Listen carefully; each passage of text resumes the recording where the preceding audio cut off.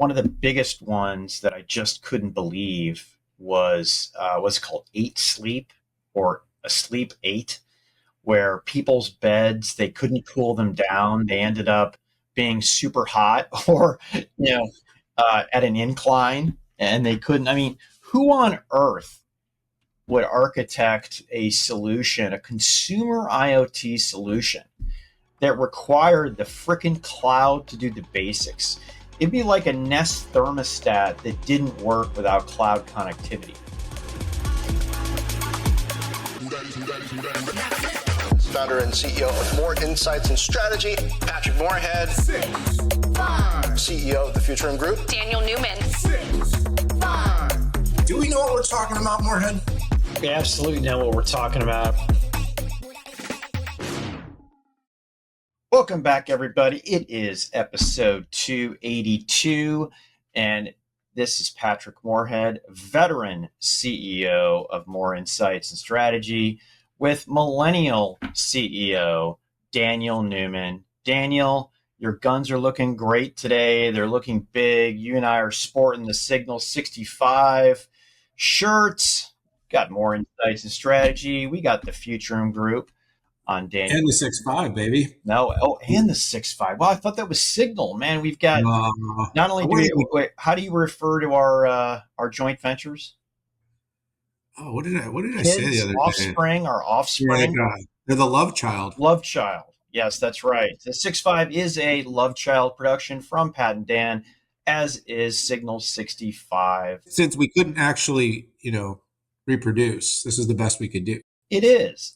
And we even had some people jabbing us on X. They asked us if we're married or not. And, I don't know. When you do sign legal documents for stuff like that, you kind of are married. And we do stay in the same hotel and ride in the Often same travel together, sometimes on purpose, sometimes on accident. That's right. It is funny. Usually we make fun of each other. We're not actually being honest and serious when, oh, it's amazing. Look who I bumped into. But we've had a couple of those coming up. Although that one time recently where we did actually surprise each other on the escalator at that Silicon Labs event where you were like, thanks for calling. It was pretty funny. Daniel, I've been on the road 7 out of 8 weeks. Got 2 more to go. That'll be 9 out of 10.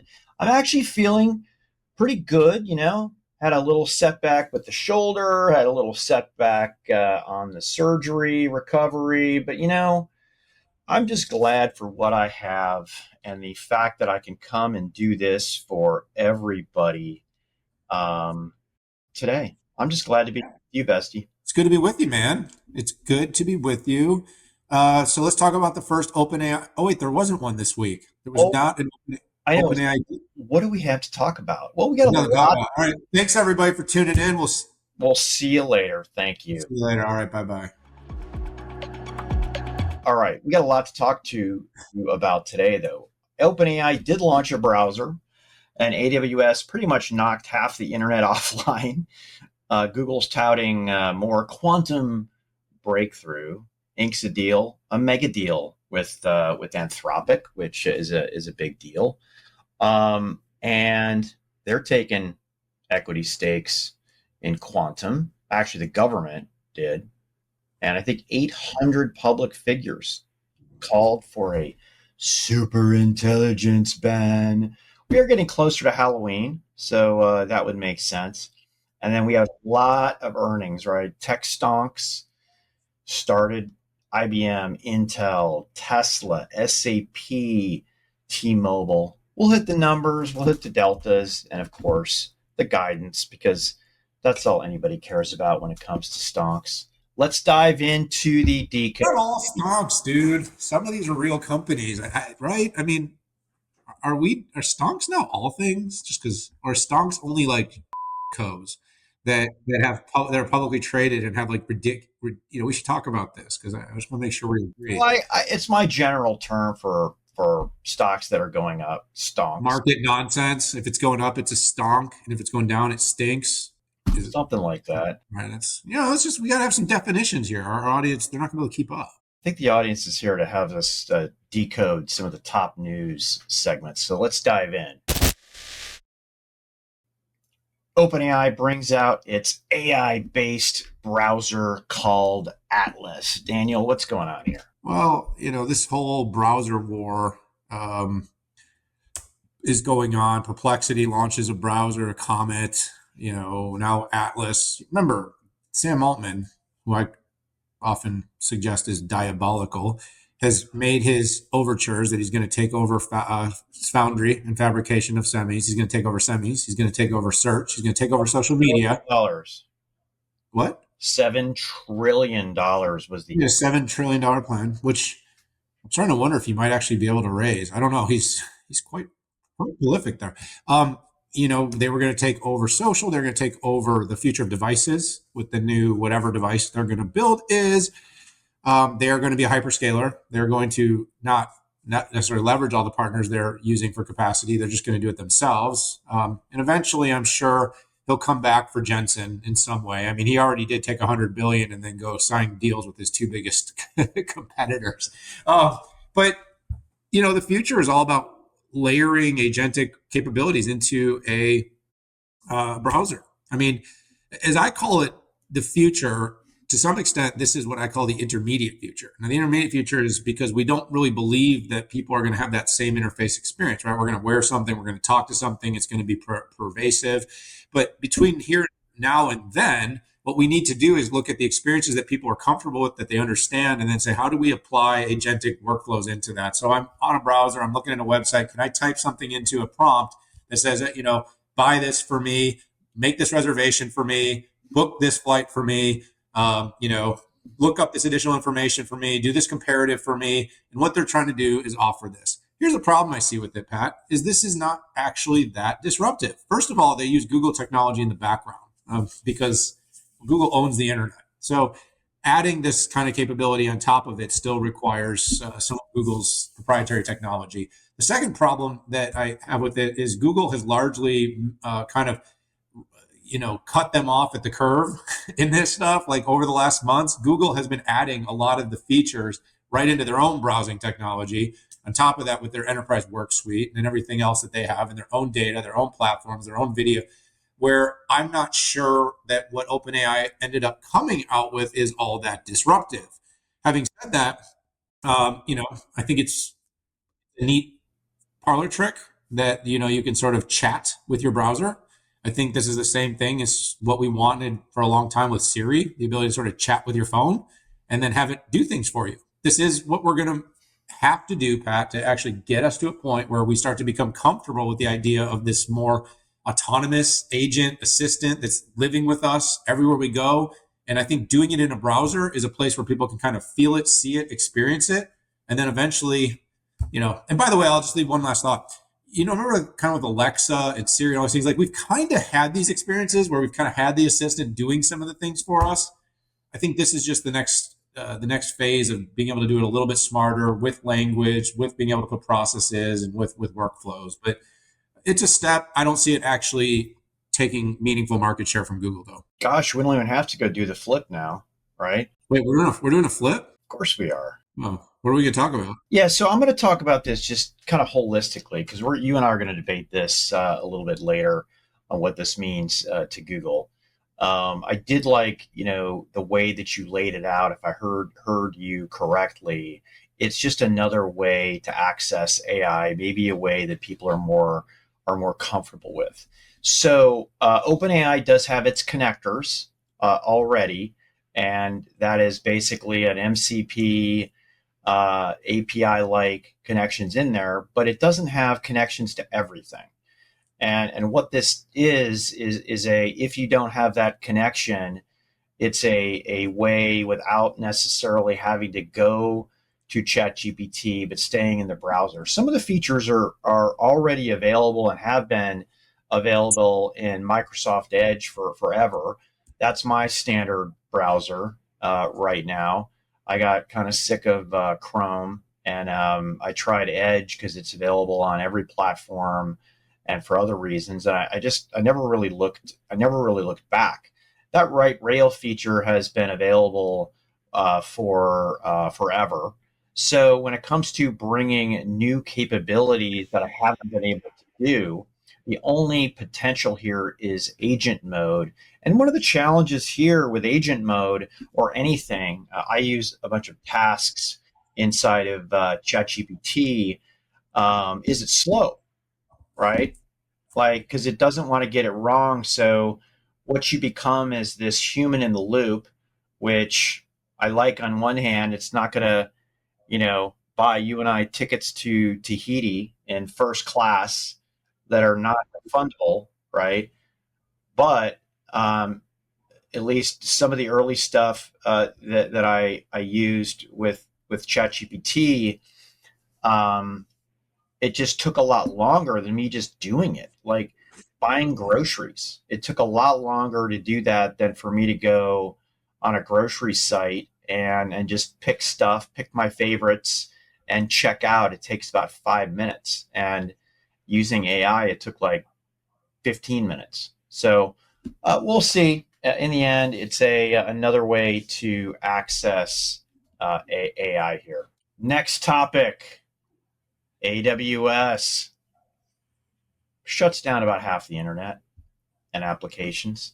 One of the biggest ones that I just couldn't believe was what's called 8 sleep or a sleep 8, where people's beds, they couldn't cool them down. They ended up being super hot or, at an incline, and they couldn't. I mean, who on earth would architect a solution, a consumer IoT solution that required the freaking cloud to do the basics? It'd be like a Nest thermostat that didn't work without cloud connectivity, right? You couldn't air condition your house. You couldn't heat your house.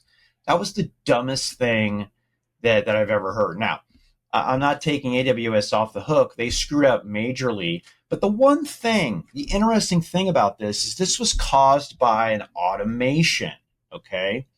And, I don't know if it was AI.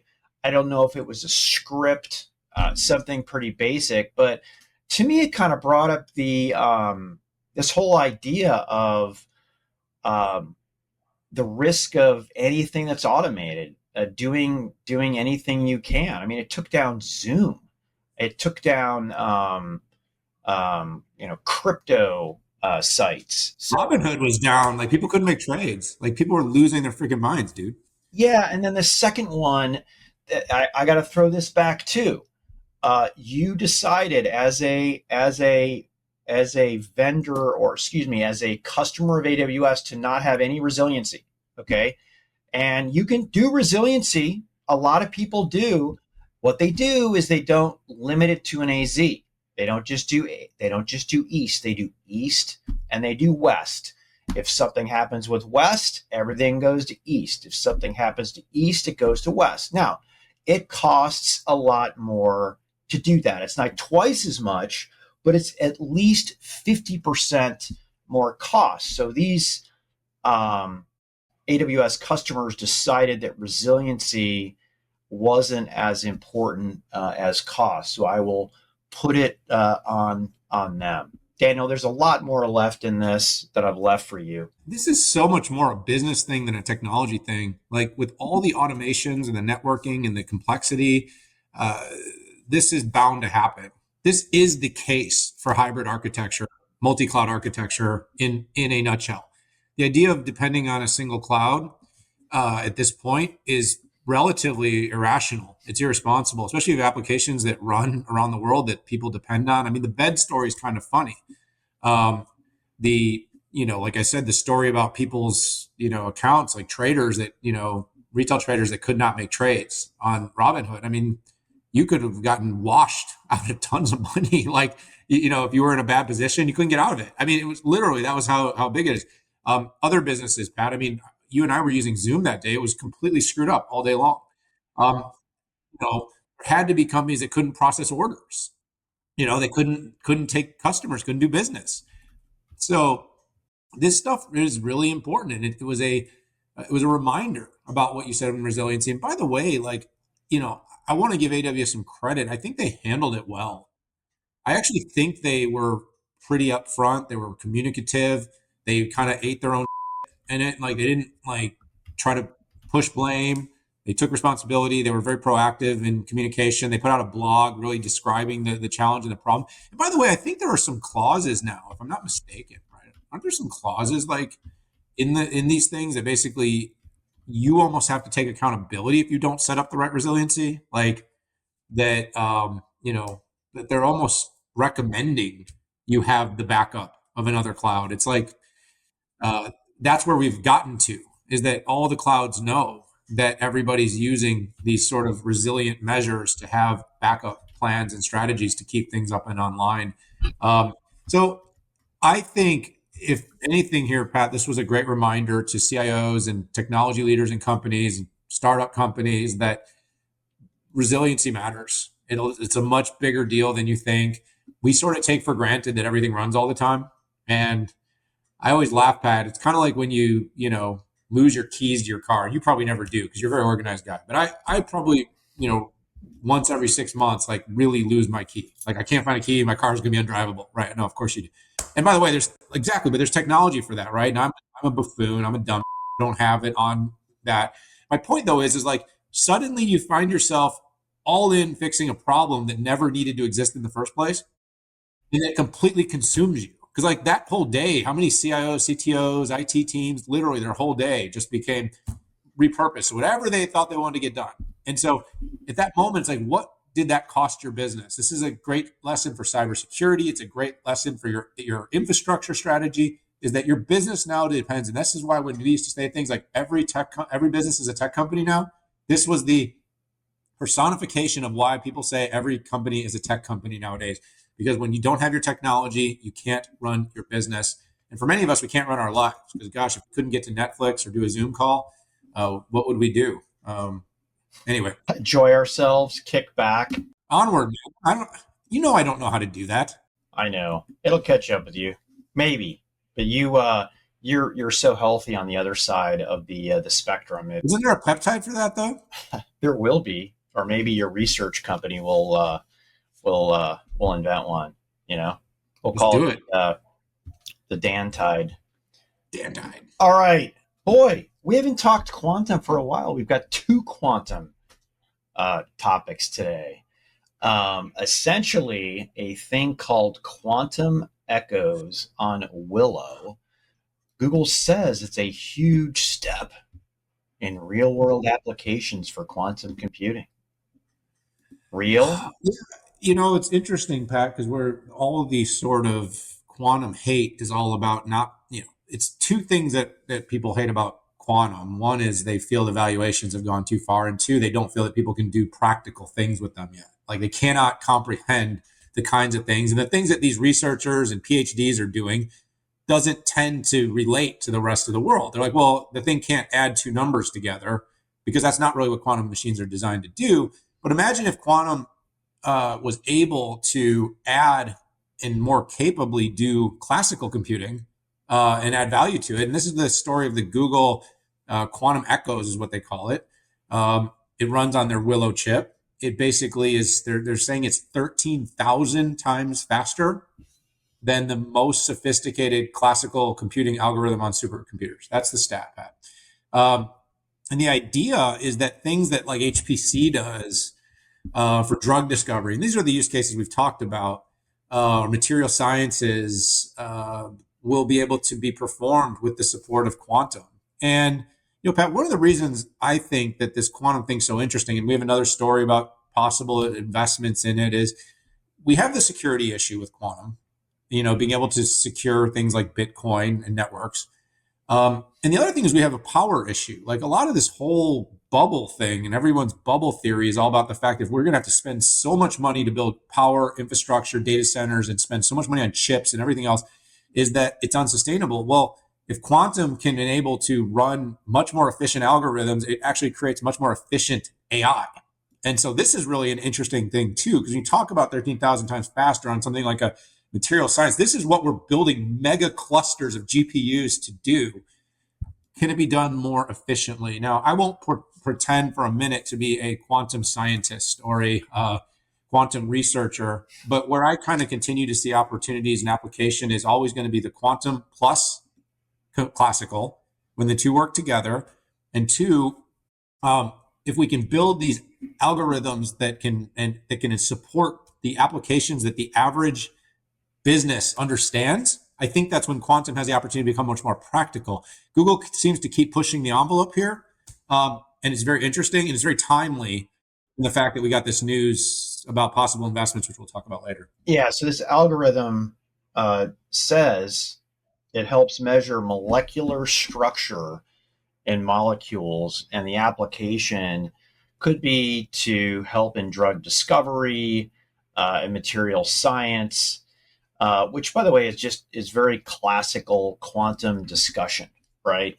And by the way, I believe in quantum, the technology itself. I do believe that there will be probably 2 to 3 winning methodologies that multiple companies will adopt. There will be aggregators of those technologies like AWS is, where they've adopted 4 different type of topologies, so they can aggregate and turn it into a service. What's different here with Google is not only do they have Google Cloud, but this is actually Google's implementation of that. And we've seen this from both Microsoft and from Google. And when this hits, right, GPU compute, even though it looks like it just crept up on us and went asymptotic, it had been in development. My gosh, I was at AMD and we were doing GPU compute. Now it was on stuff like super resolution, but through 200 experiments that NVIDIA did, and their investment into the academic community came up with the University of Toronto being able to do image recognition, and that was a research project, right? And then it went up from there. Quantum will have its moment. I mean, the debate, interestingly enough, on commercial applicability.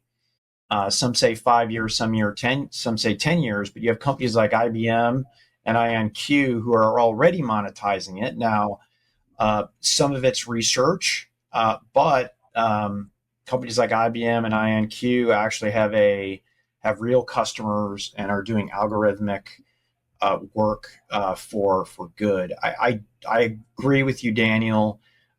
In the end, this will be like a GPU, accelerated computing, and let's say you're a developer, the API that you would use to get through all the quantum difficulty are things like Qiskit, right?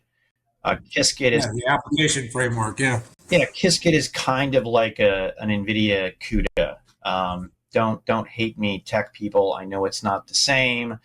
I know there's differences, but that's just a layman's way to look at that. So go Google. Gosh. Yeah, but by the way, did you see, I know we got a different quantum story, but did you see that IBM, announced that they can run their error correction algorithm on commonly available AMD chips? Yeah, that's pretty big. And it absolutely was a sleeper. Nobody's talking about it. Makes sense. Not too many people know this, but Lisa Su used to work for IBM. And she knows Arvind quite well. The more you know. And the other thing is AMD CTO Mark Papermaster used to work at IBM before he went to Apple and got fired by Steve Jobs. The more you know. Exactly. Hey, more Google news. Dan, I knew we'd get to some chippery here. I mean, Google and Anthropic announced a $10 billion deal to use the TPU and Google Cloud. Dan, how many conversations? I'm going to do my victory lap now, okay? Everybody wanted to debate with me. Nobody needed ASICs. Nobody needed XPUs. And then Google trained Gemini on its TPU. And Google runs all of its SaaS applications off of the TPU. They are buying a bunch of GPUs for Google Cloud and enterprise customers who want to use that. And now we have another company, Anthropic, the number two to OpenAI, which, by the way, have almost the same revenue, which is shocking because you very rarely hear that, are going to use a TPU for Claude. This makes sense. Anthropic also uses AWS and Trainium. I don't see that stopping. What I do see this as is like OpenAI, Anthropic just needs more capacity. So here you are, and you can probably get a 30 to 50% discount on using the TPU versus a GPU. You have to put a little bit extra work in, but my God, if you can get a 30 to 50% discount, that's pretty amazing. Yeah, I mean, look, I've been a super bull on TPU and on the XPU, and our models all show this part of the AI infrastructure stack accelerating quickly. In fact, more quickly than the GPUs by the end of the decade. And these are the small little breadcrumbs that the demand is real. And Google is in a whole different place than all the other XPU companies. They're so much further along. They've got, again, they're training their models with it. They're using it for inference, and now they're commercializing it. And this was a bit, maybe the surprise was that they're going to commercialize it for other companies at this scale. The kind of idea, and this is like where I haven't been necessarily correct, was I really thought XPUs for internal workloads and commercially available merchant GPUs for the external. So internal XPU, external GPU, more or less. Google suddenly is more competitive with NVIDIA than it used to be. It's now directly saying, hey, but that's happening anyway. I mean, has been and will be. And again, this isn't just chips. This is all cloud services. I don't know what this means for AWS because AWS has written some big checks to Anthropic, and I don't know what this exactly means for Trainium. I think the two arguments you could make, Pat, is kind of what you said. It's an all hands on deck thing, and they're just getting all the capacity they can get. Anthropic's been a little quiet through this process, and given the fact that Anthropic is running towards like a $26 billion, maybe even up to $30 billion revenue next year, that's the same size as OpenAI, folks. Like, nobody's talking about this. Like when they're like, oh, all the generative AI revenue is just OpenAI. Well, actually, there's another company that's going to probably do just as much. So it's pretty interesting. It is. A lot of the more technical crowd prefers using Anthropic. It is the choice for developers with Claude Code, which is why and it's an area that, quite frankly, ChatGPT hasn't made a ton of progress on. They've got Codex. They acquired a few companies to get there, but it's an issue. And Daniel, if nothing else, what Claude represents, we all talk about downstream use cases.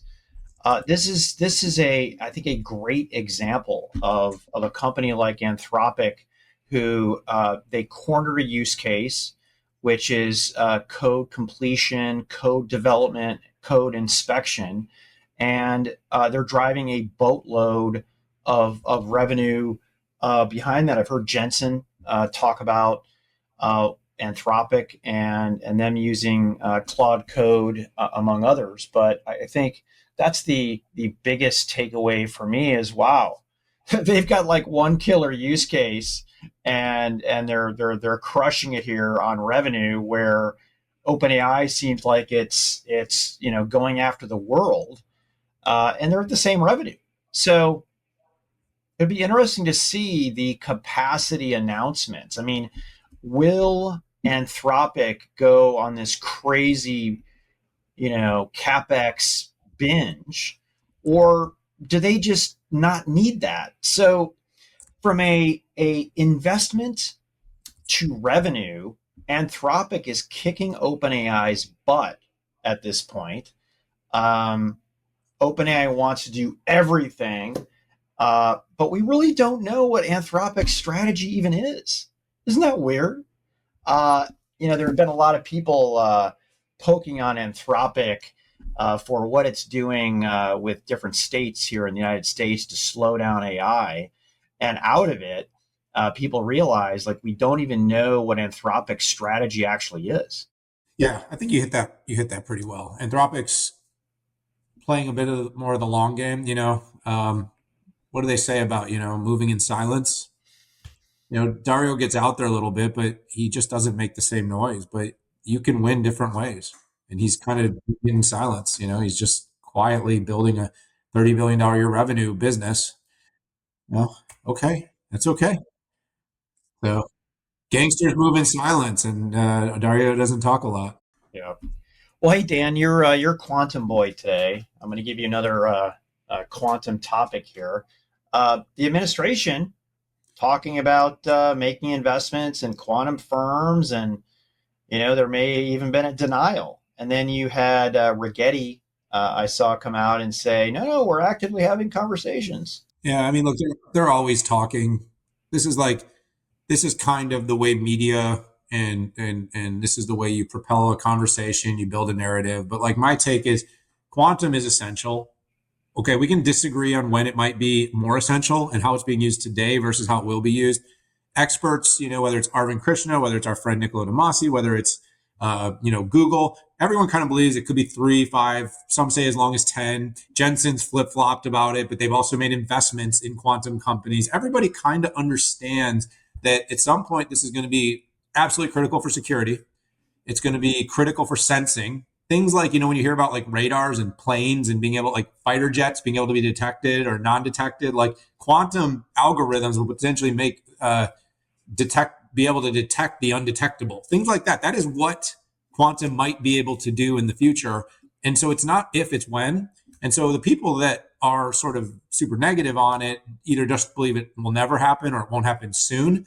But I tend to believe that there's a reason Google's investing, there's a reason IBM's investing, and there's a reason the US government would want to invest. Like, first of all, if we're truly building this sort of digital currency, we need to be able to protect it. That's for instance. If you want the Department of War to be able to fight wars the way we do, winning quantum, especially versus China, will be critical for us to have a lead there. And that's going to be very important as well. So does it make sense for the US government, the same way we've done with critical with the critical resources, would it be the same thing with semiconductors and foundries and fabrication? Yeah, I think it is. But like I said, how far along are they? There's a number like $10 million investments. That's like buying like 0.01% of some of these companies at their current valuation. So it doesn't seem super significant. And the last thing I'll say is, look, I continue to believe that while people will call it socialism, I would always rather government invest my taxpayer dollars in something that has a potential of giving a meaningful return while protecting critical industries than doing grants and tax breaks for companies, because those we never get anything back on. But if you actually put the investment in, I mean, what is Intel paid back now? It's a 65% ROI since the Trump investment into 10% stake of Intel. Good stuff, man. Hey, let's go into our doomer segment here. Hundreds of public figures, including Apple co-founder Steve Wozniak and Virgin's Richard Branson, are they still working? Urge a superintelligence ban. And it was very simple. Usually these things are like 27 pages of slop, okay? But there was a short statement on superintelligence, or what we call AGI, but it says, we call for a prohibition on the development of superintelligence not lifted before there is, one, broad scientific consensus that it will be done safely, controllably, and two, strong public buy-in. Daniel, I want a unicorn, and I want a lot. I want rainbows, and I want everything. I also don't want there to be a cataclysmic slowdown. So I think asking these questions, I think pushing on it a bit is a good thing. But quite frankly, unless, this is like nuclear deterrence. Like, if China would agree on something like this, right, then it's like, okay, well, maybe we have something. But then again, there's not going to be broad scientific consensus. And even more impossible is strong public buy in. Okay. I just don't think that's even a possibility here. So this is the next generation of doomerism at this point. I think we should be asking questions. And Daniel, you have said something really smart for once, that I really, just kidding, Bestie, that I really buy into, which is essentially, well, wait a second. If AGI is going to basically put everybody but the CEO and the C-suite out of business, and the robots are going to be doing everything else, well, how are we going to pay for all this stuff? And then you have to ask the societal impact of, here's what I know for a fact. And Daniel, you call me a boomer. I'm not a boomer. I am Gen X, but here is what I know for You don't certain. have to lie, Craig. That people who do not have a purpose in life, people who do not have something to work on, to aspire to, we fall apart as a society.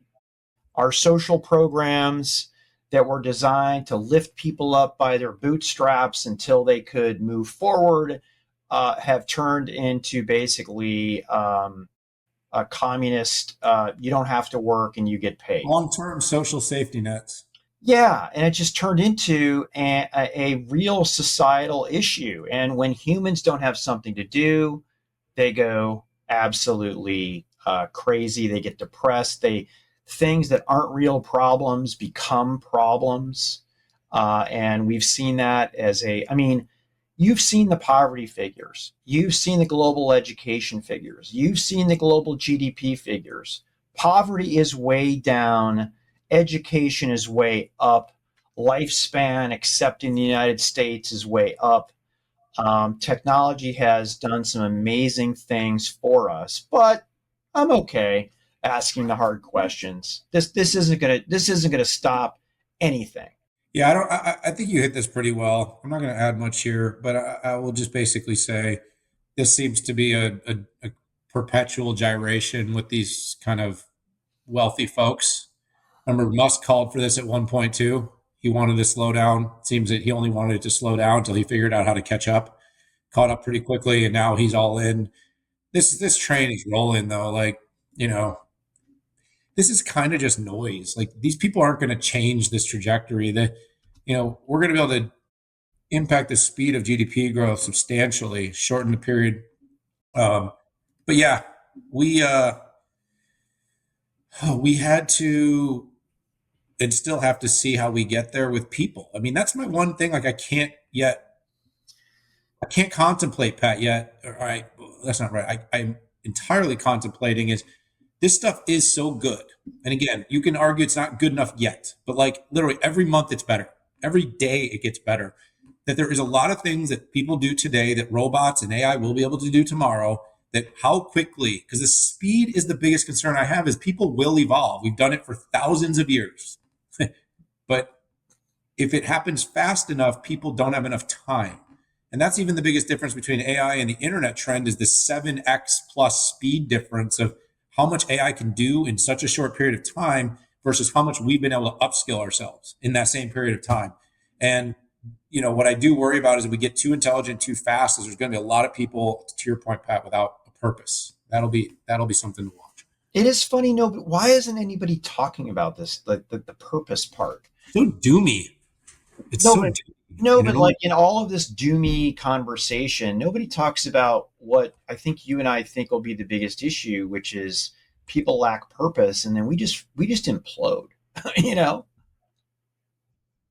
Anyways, okay. Then we just end up posting on Twitter. God, that's great. Yeah, it's fun. Let's move along here. Let's get into the flip where we do a simulated, as Dan says, I say fake debate, where we take polar opposites points of view on a very nuanced conversation. So Does OpenAI's ChatGPT Atlas pose a threat to Google? All right, Dan. It's going to be a good one. I'm glad you picked this one. It's going to be a tough one. Dan believes, not really, that OpenAI's ChatGPT Atlas does pose a threat to Google Chrome. Look, the browser is noisy. It's got a lot of issues with privacy. It's kind of been waiting for a disruptor for the longest period of time. And what company is better to potentially disrupt a entrenched company like Google with its Chrome than a company like OpenAI with ChatGPT?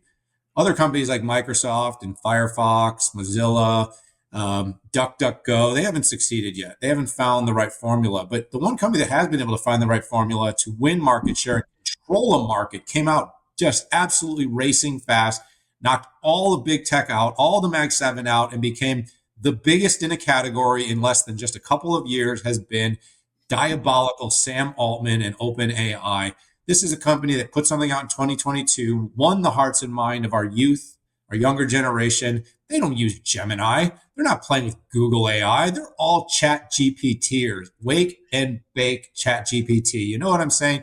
These kids in college, you say, hey, you using Gemini? No. What are you using? OpenAI. Well, guess what else they're going to use? Anything that OpenAI puts out. So even if this takes a little while and you got to string along the process, what you're going to start to see is this market share erosion.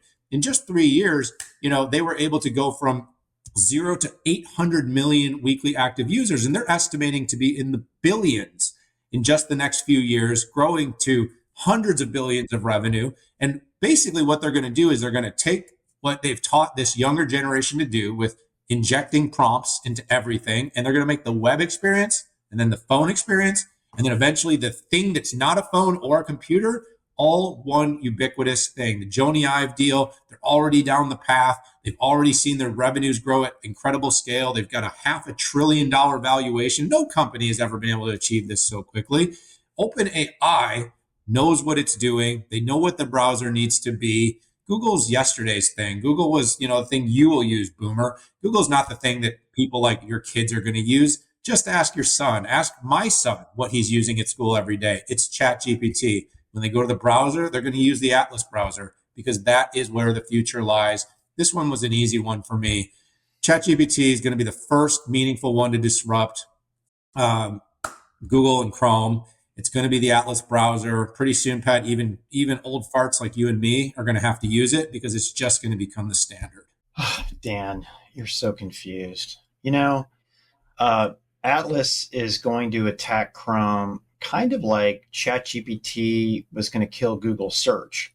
Last time I checked, Google search queries are up, and Google, even if they were 6 to 9 months behind with AI overviews, have pretty much, KIA'd, I'll call it mainstream AI versus ChatGPT, and even in the number 2, even in query calls to the developers, is Gemini and raising rapidly. So as much as I would love to get onto the bandwagon of a company that has said that it's going to dominate chips, foundry, social media, search, business applications, and operating systems, and let's not forget devices, against Apple with Jony Ive.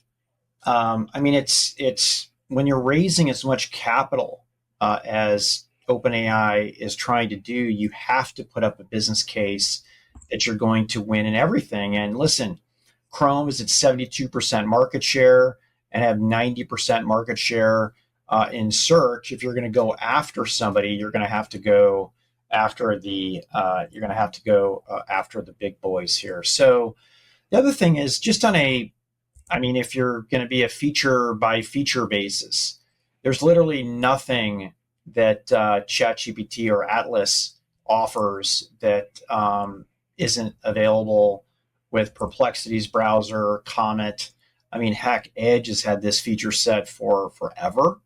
And I think once users realize that it actually slows down what they can do out there just on day-to-day tasks like groceries or travel or things like that. And what is interesting to me are enterprise applications that you can do through a browser. But I mean, are you going to do this on Atlas, or are you going to do this on Microsoft Edge? Most enterprises have standardized on Microsoft products, and I think they're going to pick Edge. So yeah, good try.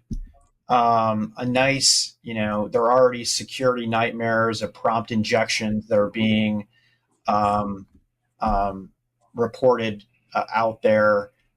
Good luck. What do we really Win. think? I win. No, I'm kidding. I agree with you. I wrote a Forbes article yesterday. The actual title of the article was Google's Quiet Victory: Why the AI Browser Wars Were Over Before They Began. Oh my gosh. Maybe the producers can flash that Forbes header up on the screen, but I was definitely arguing a side I didn't believe in. So, but sometimes that's the job, right? Yeah, I am pretty excited about the concept of browser-based agents and what I can do. I mean, if I can connect the front end to the back end with a browser, and I don't need a bunch of APIs, I'm pretty excited about that. But we'll see. Hey, folks, let's dive into the last part of our show. Bulls and Bears. All right, let's dive in. So much earnings. We are back to tech stonk earnings, Daniel. IBM, how they do, what's the significance? Yeah, IBM, this was an interesting one. Did what you and I both published something, thought really well, darn near 10%, not 10, but darn near 9% ahead of its estimates. Showed, a massive $9.5 billion generative AI backlog, saw double digit software growth, huge success with their new Z platform. And then the company saw the ticker, the tape painted red after this announcement. Hard to know. I mean, it was weird because on Wednesday it was a really weird market day where the market fell hard, except IBM was up actually somewhat bigly heading into the print. So I don't Yeah. know if this was, again, kind of sell the news, massive expectations. It's been bouncing off its 50-day moving average consistently over the past couple of months. This has been a kind of a contrarian name at times. The company tends to do better when other names aren't doing as well. It's a real company with real AI. But look, my thematic point is this is a company that sort of stands for enterprise AI. This is a company that's looking at cheaper ways to deliver with its partnership with Grok to deliver compute. This is a company that's built a fully compliant, governed, regulated AI platform for generative tools. This is a company that has true end-to-end consulting capabilities to actually help you design and implement your AI. And the numbers are moving in the right direction, Pat. I mean, look, getting to the point where they're almost at 10% overall revenue growth. I don't know about you, but 2 years ago, I said to IBM, like, I don't know if you'll ever get back to that. Like, it just didn't seem plausible. They were a combination of declines and single digit percent growth, putting off good cash, being able to continue to invest, winning big enterprise customers, and building real meaningful software solutions to make AI real in the enterprise. So I like the company here. I thought it had a good quarter. And by the way, it got a lot of those over the course of the day following. I think it was down like $20. It only ended up down like a couple. So there was also a little bit of kind of sell, and it seems that there was a bid for IBM the next day, and I think people see its potential and they're buying it back up. So it's a good result. Yeah, what I like about IBM earnings is this kind of pure enterprise AI and modernization read. We talk a lot about the circular investments and when is enterprise AI going to hit. This is about as clean. It's about as clean as it gets. And the 9.5 billion is a cumulative number. Some really big growth here. And yeah, came down to expectations. The street wanted more, priced it up during the day, and decided that that was kind of what we expected, and ended up selling down. One group that we talk about every once in a while, the IBM Z numbers were just absolutely huge, right? And I got to give hats off to the Z team. Ross Morey is retiring, or maybe he had already retired. So hats off to him, and long live the mainframe, which pretty much everybody says was going to die. And as many people try to kill the mainframe, IBM keeps modernizing it, whether it's with operating systems, whether it's containerizations, application environments. I was at the F1 race on Saturday and had met with a lot of IBM clients, and yeah, they were doing AI on the Z, right in that Telum block, and it was primarily kind of risk type of things that needed to be done within the transaction. But that's just a moneymaker. If you would have asked me 10 years ago if that would have been one of the biggest bright spots, I just would have said not a chance. So good stuff into the future.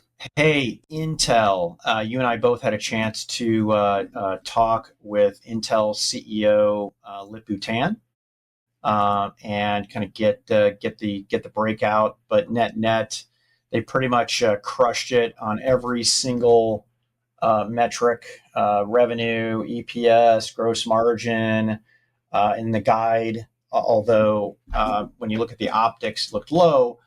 Everybody's got to remember that it doesn't include Altera anymore. That has been taken out and spun off. And also on the gross margin side, you've got Panther Lake coming in early, and anybody who's ever been in products know, or not even products, just pay attention to this stuff. You bring a new product, your gross margins are really low, right? You've got a lot of startup costs. Your yields are typically lower than you would expect.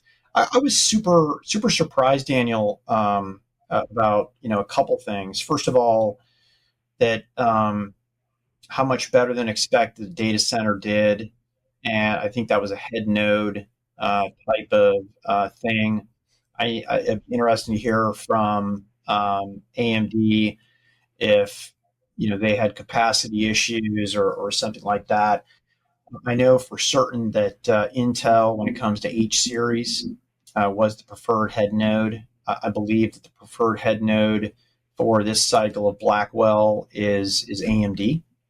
So I'm super interested. And the other part is, wow,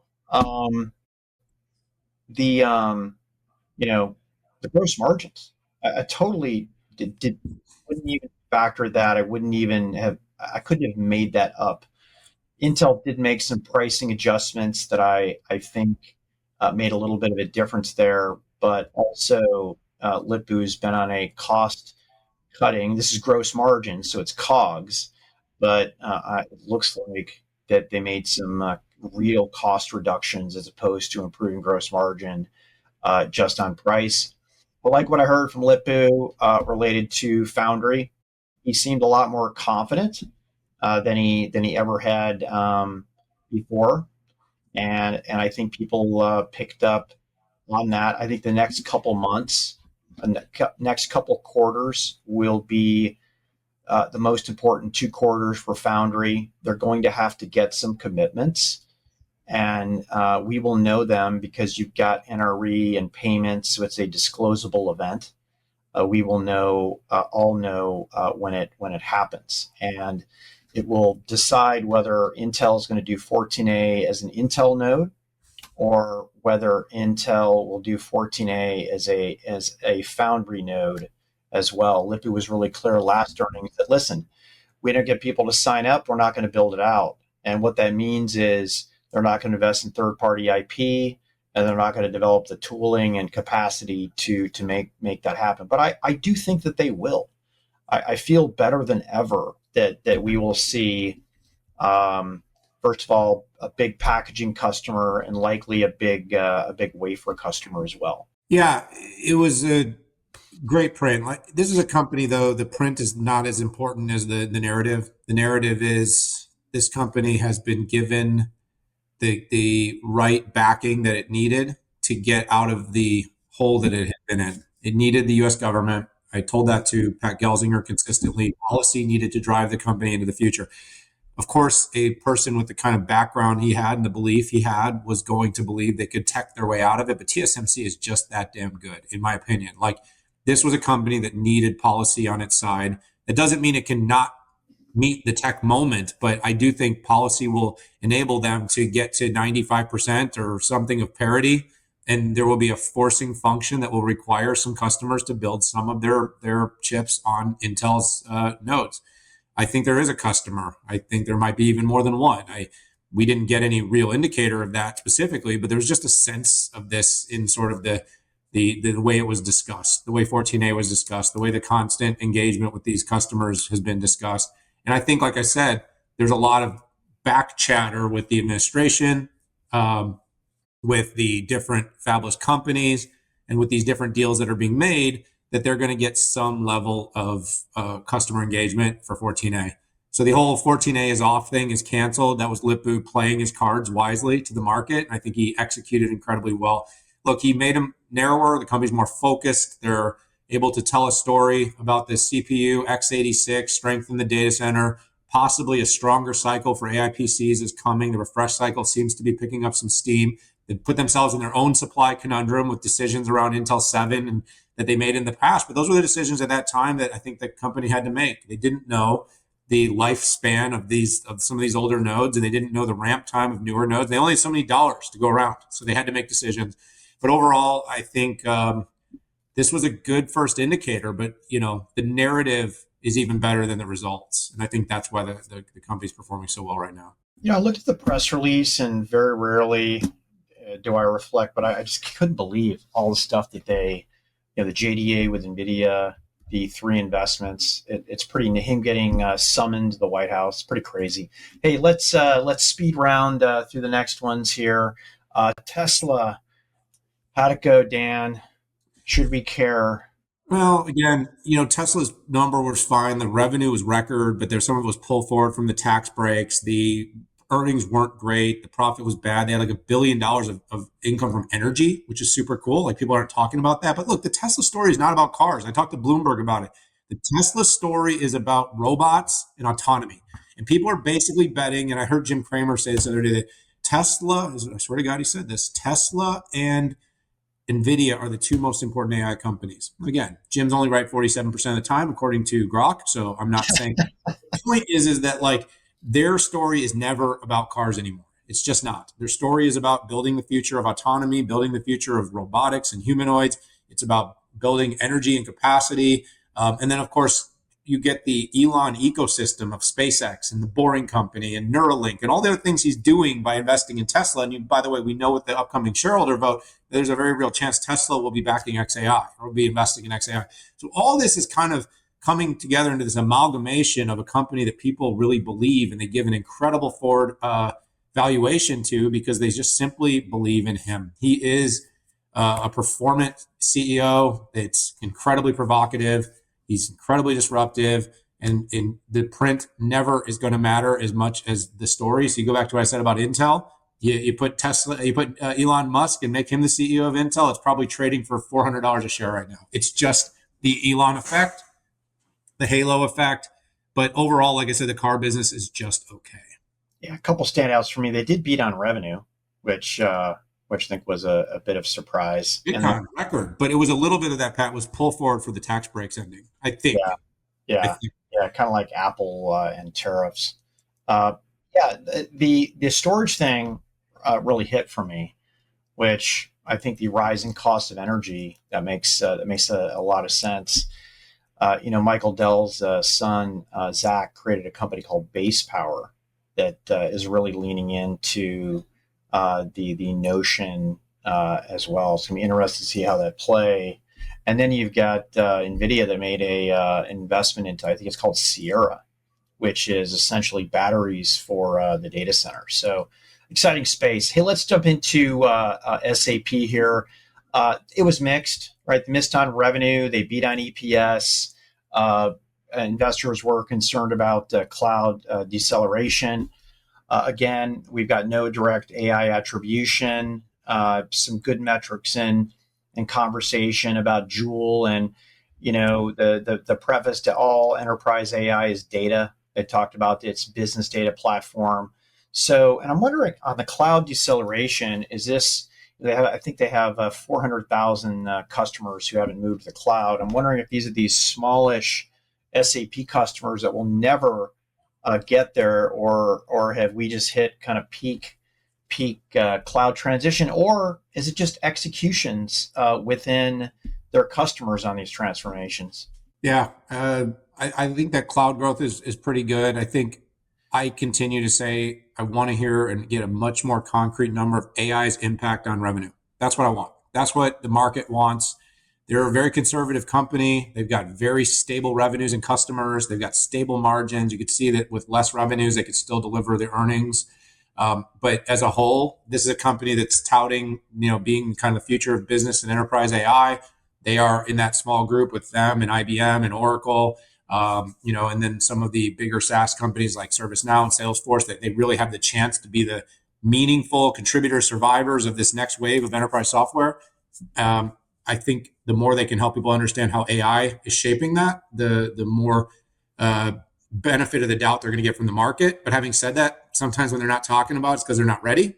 The impact may not be there yet, and at least not be there in a way they can specify. Yeah. Hey, let's close at the show here by talking about T-Mobile. A lot of stuff going on there.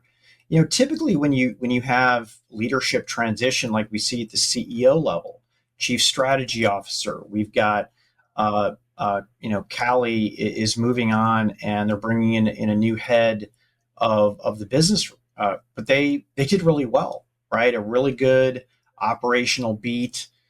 Records bigger than anybody on postpaid phone, FWA.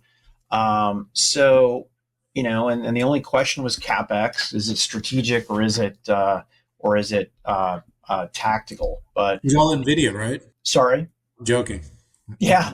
No, and I'm just curious to see, what's really going on. Why all these changes? They're doing pretty well. Yeah, the results were good. They beat. They had strong guidance into the future. So Pat, look, this is a very stable business, stable company. But yeah, they've another CEO changed, but they seem to do that every handful of years. So that'll be one of the things you'll have to watch. For sure. Folks, thanks for tuning in. Appreciate you. Appreciate this community. Hit Dan and I up on X. We spend way too much time on it. Hit that subscribe button. Tell your friends, tell your family, tell your pets all about the show. Take care. We love you guys.